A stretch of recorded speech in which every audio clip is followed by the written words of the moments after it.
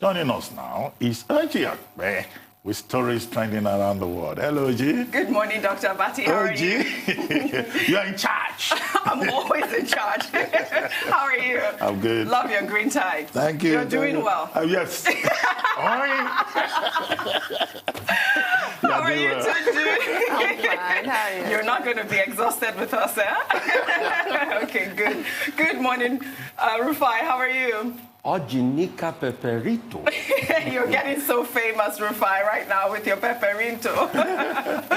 How are you? Good morning. Very well, great. How are you? Good morning. Trust you had a great night. Yes, Yeah. I did. Well, let's start what's trending. Good morning to you, viewers. We begin what's trending with reactions to the death of Nigeria's first ever female combat helicopter pilot in the Air Force, Flying Officer Tolulope Arotile, who died yesterday as a result of head injuries sustained in a road accident at the Nigerian Air Force Base in the northern city of Kaduna. Tolulope, who was commissioned into the Nigerian Air Force in September 2017 as a member of the Nigerian Defense Academy Regular Course 64, made headlines last year when she was announced as the first ever female combat helicopter pilot in the service. The Air Force released a video to mark the historic achievement, and here is what she had to say about her journey. The Nigerian Air Force presents to you the first Nigerian Air Force female helicopter pilot. I'm flying Officer Arotile. I was admitted into the Nigerian Defense Academy on the 22nd of September 2012 and was commissioned into the Nigerian Air Force on the 16th of September 2017. I joined the military simply out of passion for it. Being a military personnel has been a long-term ambition. The courage and what they stand for is simply exceptional. There you have it, another first in the Nigerian Air Force. Really sad situation. Well, let's take some reactions and then we'll discuss further. Tributes have been pouring in for Tolulope. One user wrote, "Rest in peace, mate. Tolu is gone, but will forever remain in our hearts. History will not forget you." Others expressed frustration with the nature of her death. One user wrote, "Was her car tampered with? What type of speed was she on in the base? Is it the same Air Force base? An investigation needs to be carried out. We don't lose good hands just like that." In response, one user wrote, "This is so shocking in a rude way. In her short but momentous life, she had so much behind her and a lot more ahead of her. She was a pioneer in many ways. May her family find comfort and strength in this very dark time." The Nigerian Air Force wrote, Air Marshal Abubakar, on behalf of officers, airmen, airwomen, and civilian staff of the NAF, commiserates with the family of late Flying Officer Arotile over this irreparable loss. We pray that the Almighty God grants her soul eternal rest. I'm almost like crying. I mean, her story came to mind recently when I read about the first, black woman Air Force pilot in America. And it's so weird that I remembered her just recently, and this had to happen. And people really are pouring out frustration because of the nature of her death, really, because people don't understand how in an Air Force base where there are speed bumps everywhere that a woman can die, someone can die in such a way. It's so tragic. There'll be answers. Maybe there'll be co-passengers. Maybe there'll be witnesses. We just need some answers. This is an unspeakable tragedy. Yes. And so young. And look at her baby face. I mean, she was 23 years old. It's so sad. It's a great loss to her family, to her friends, and to this country. Really. Well, we commented on this earlier before you joined us. And, Yes. we expressed the sentiments, the views that Tundu has expressed. And we went further to commiserate with both her family and friends and also the Nigerian Air Force. And I think we also agreed on the point that there should be an investigation. And it's so nice to see one of the tweets that you read, insisting on an investigation. A lot of tweets. And you added the point. Yes. What kind of speed limit do they have within the Nigerian Air Force base? Short life, but momentous, significant, heroic. She even saw combat operation. Air Commodore Ibikunle Dalamola, who issued a statement on behalf of the Air Force, indicated that she was part of Operation Waiki in the fight against terrorism So, I mean, we're dealing with a young lady here with so much courage. Earlier on, I said, look, the whole process started in 2011 with the admission of female students into the NDA regular combatant program. The 20 ladies that were called Jonathan Queens at the time. And that program continued. Then in 2017, there was this controversy about some Muslims from a particular part of the country insisting that women cannot be combatant soldiers. And, you know, that caused a lot of concern. And when the National Defense Policy was to be reviewed, Recommendation 19 there to the president indicated that the NDA should no longer admit female combatants. But, you know, after that initial comment, somebody sent me a text saying that, well, that has not been put in place yet. That recommendation has not been implemented. And I just hope they will just leave it where it is in the document and not implement it.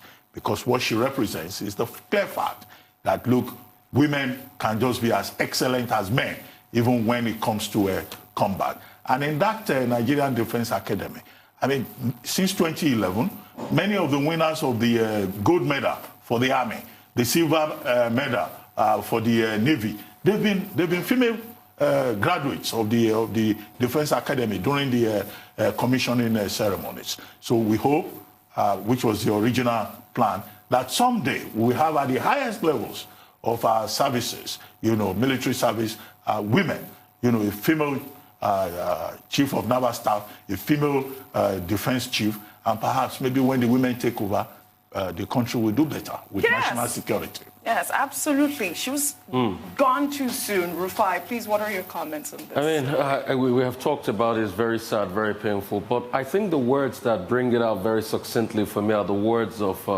Horace Walpole. That says, I think Horace Walpole always talked about unfinished greatness. And that's what I see here, unfinished greatness, great life ahead of her. But there's a lot of unfinished greatness. And I just pray that her family is strong. God will give her family the fortitude to bear the irreparable loss, because this is a colossal and monumental loss for our nation. And when I see her, I just think of unfinished greatness, what she would have been. Yes, very true. May her soul rest in peace. Let's take another story. Don't bring another sad story. I'll try. I'll try. I'm because sorry. It's very sad. Really sad, really sad. We'll take another story. Reactions have trailed the announcement by the federal government to ban citizens of some countries from gaining entry into Nigeria in order to ensure safety. The Minister of Aviation, Hadi Sirika, disclosed this in Abuja on Monday while speaking at the briefing of the Presidential Task Force on COVID-19. The minister said while so many countries had placed a ban on countries including Nigeria, Nigeria will on her own respond in kind by placing the same degree of ban on other countries of her choice, because everyone is trying to keep safe. He further stated that operators in the sector had wanted to fully open the airspace to local and international flights, but safety must be given priority when making such decisions. Well, reciprocity, we are doing it. Finally, I mean, yes, I believe last month there was some ban on citizens coming in, you know, citizens that had high cases of COVID-19, like the UK and the US coming into Nigeria. But now they are officially saying we're going to place a ban on, you know, countries as well. I think it's great news. I wonder what those countries are and the criteria as well. You know, so we're yet to find out. But I'm excited about this news too. I'm really not excited. Why? I think it's like shutting the barn door after the horse has bolted. I mean, this could have been done before the Italians showed up. I mean, at this point, I don't really care. No, but they did place a ban after we had just 3 cases on citizens. Remember that? We should have, no. I mean, what I remember is that we acted too late. So I think that we did well. I really think that we did well, Tundu. No, we did better than the US. We did better than most countries. It's not really a comparative situation. Yes, but we have to give them some credit. We only had 3 cases. I don't have. No, I know. I'm saying we. I'm just saying in general. We only had 3 cases, and they placed the ban on citizens. A ban should have been placed. Other African countries placed a ban before they had a single case. Okay. So it is shutting the barn door after the horse has bolted. But it does make sense to ban those who ban us, I guess. But this doesn't. I don't that's find my this point. exciting. Well, the first time we discussed this subject, It was when the European Union Commission decided to release a list of countries that have been banned from coming to Europe. And of course, US was one of the major countries that was banned. And Nigeria was also on that list, and we were all concerned. The second time, you brought the example of Gabon. Senegal as well. When Gabon and Senegal also said, based on the principle of reciprocity, they will also not allow European countries to come into their country. So every country has a right to take certain steps. Now, the EU, at the time when we discussed the subject, had pointed out that that list will be reviewed on a fortnightly basis. And one of the steps that has been taken since then is even to exclude Serbia and Montenegro, its citizens, its nationals, from traveling around Europe. And the basis, of course, is public health challenge, public health risk, and then the safety of your own people. However, I think that Nigeria has fallen short in one regard, which is that, look, we tend to be imitative all the time. We are not proactive. Nigeria, we don't seize the initiative, and that's why I agree with the point that Tundu made.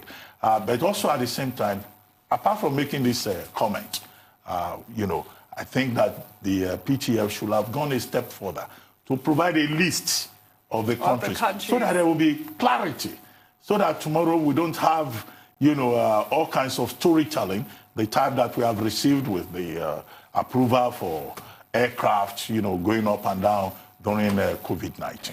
But, we need to protect ourselves. Yes. But we also need to do more testing. I know there has been improvement in that regard. Because when you say, oh, we are doing well, no, we can do more. Okay? Good points, Dr. Abati. Rufai? Tundu, I'm 100% with you on this. You need to see my facial reaction while you were speaking. We could have escaped COVID. Yes, if we had shot that airspace on time. Exactly. We could have escaped COVID, honestly. We kept on screaming, shut the airspace, shut the airspace. Exactly. But some people were coming in, some people are in charge now. So they took charge. And because we finally saw that in the following days, there were VIPs that were coming in. I don't want to say that was the reason they didn't shut it. Oh, thank you, but it looked like that to me. So you will have to tell me something better, because when we started here, VIP were coming in, and it was painful. And look at the devastation that has been caused by that. I'll give you an example, Dr. Abati. I'll give you a Dr. Georgia shut their borders on time. I'm not sure Georgia has up to 1,000 COVID cases now. Exactly. Well, at this point, we need to take a short break. Oji, you are doing very well, and you are still with us. So we just take a short break now, and then when we come back, what's trending with Ojy Okpe, we continue.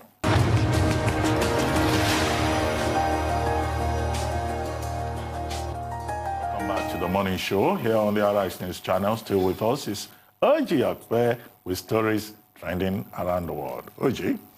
Thank you. That's a good story. Another story in Nigeria. Nigerians have reacted to the denouncement of over 600 repentant Boko Haram members who swore an oath of allegiance to the Federal Republic of Nigeria on Monday. The ex-insurgents denounced their membership after the completion of a de-radicalization, rehabilitation, and integration program before an 11-man quasi-judicial panel at a camp in Gombe State, Nigeria. The group's commitment assures that at the end of the program, if any repentant member commit an offense, they'll stand to forfeit all privileges that they have acquired and will be liable for an offense against the state. Well, let's take some reactions. One user wrote, "This is an insult to the Nigerian soldiers who lost their lives, their families, and loved ones. The displaced citizens wallowing in the IDP camps.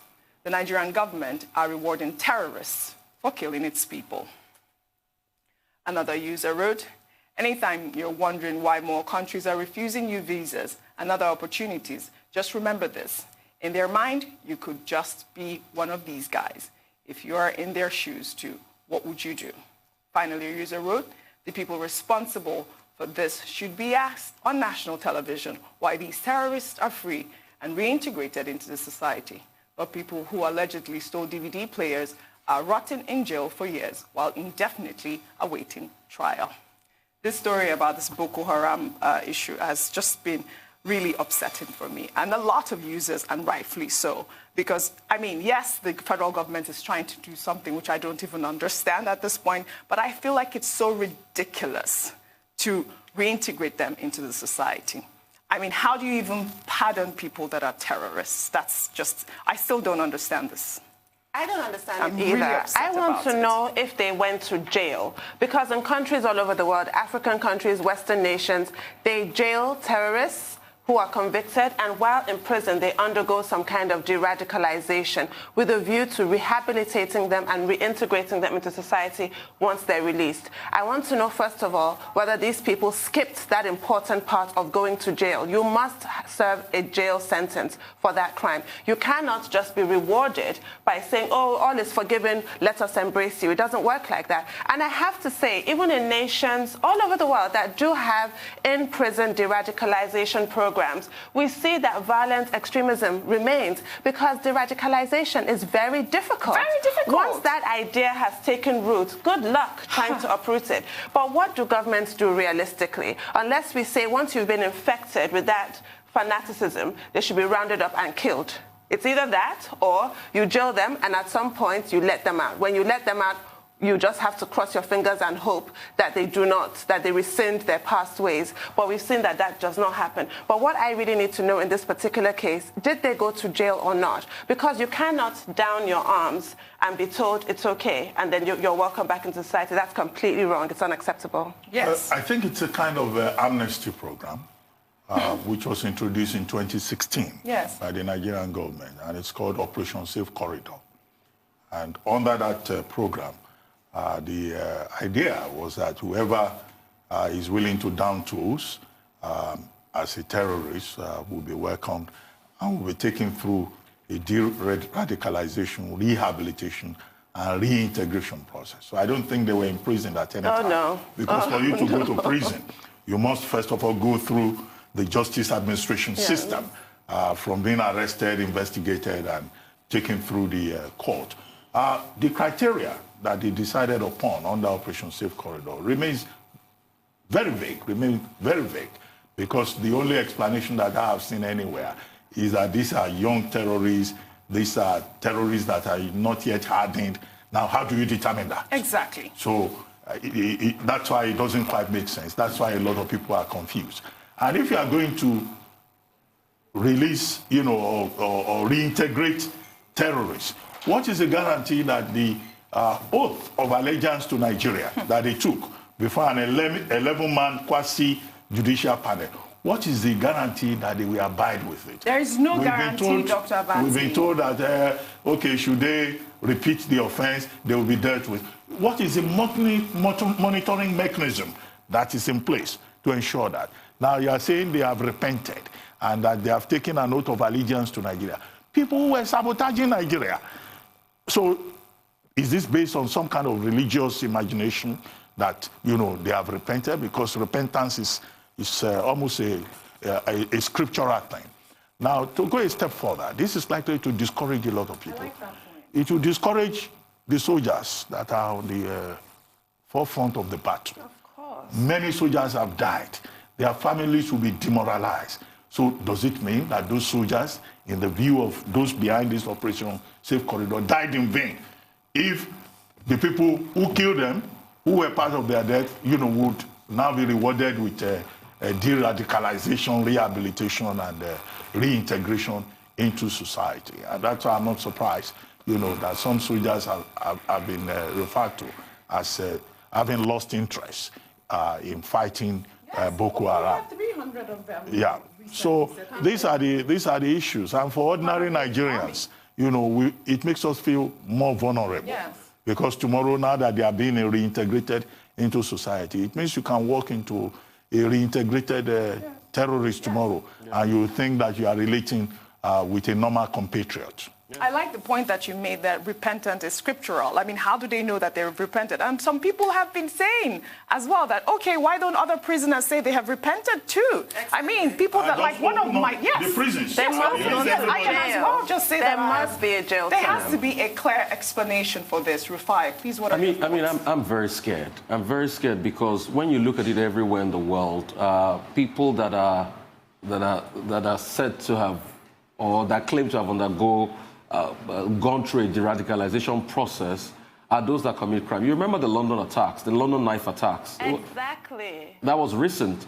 There were 3 attacks in 3 months by people who were de-radicalized, but they went out and killed people. Yes. And the question is, what's even the process of de-radicalization? What I feel is this, and it hurts me because we play politics with everything in this country. What I feel is this. They're trying to strike a political balance. You know, they did that amnesty in the Niger Delta, but let's not forget, amnesty was given to those in the Niger Delta that submitted their arms, and there was a ceasefire. It's completely different. It's different from people that are still fighting. Yes. And you're saying you're de-radicalizing them while they're still fighting. Very wrong timing. Really wrong timing. And I'm very scared about this we're putting in society. 375 soldiers said they were going to retire or leave the force. 356. 56. Because they are demoralized. Why don't you spend this money? Because this is not also free. This project, I can see beds there, I can see clothes there. They have to feed in the allowance. There's a budget that goes to this, which we should also investigate.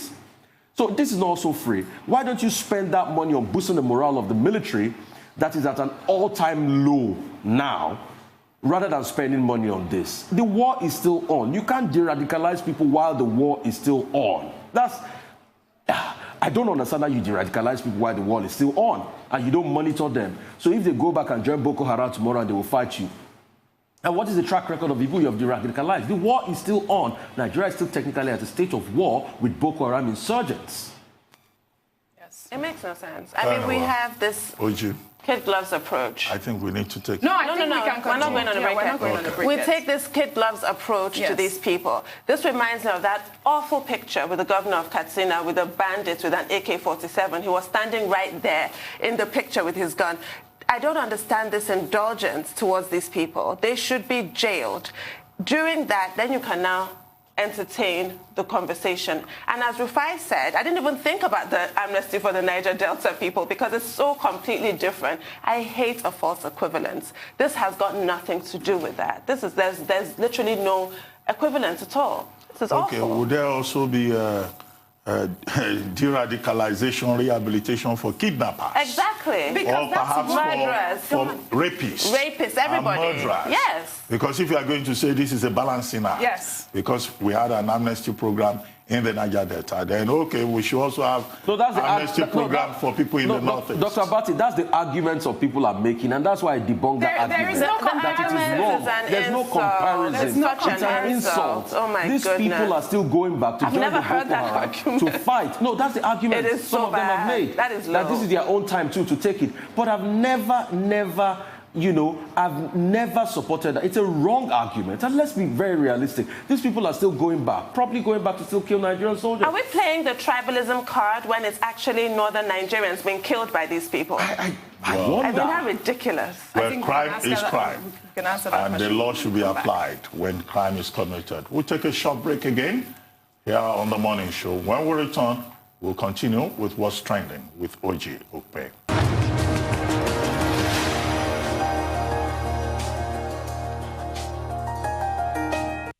Welcome back to The Morning Show here on the Arise News channel.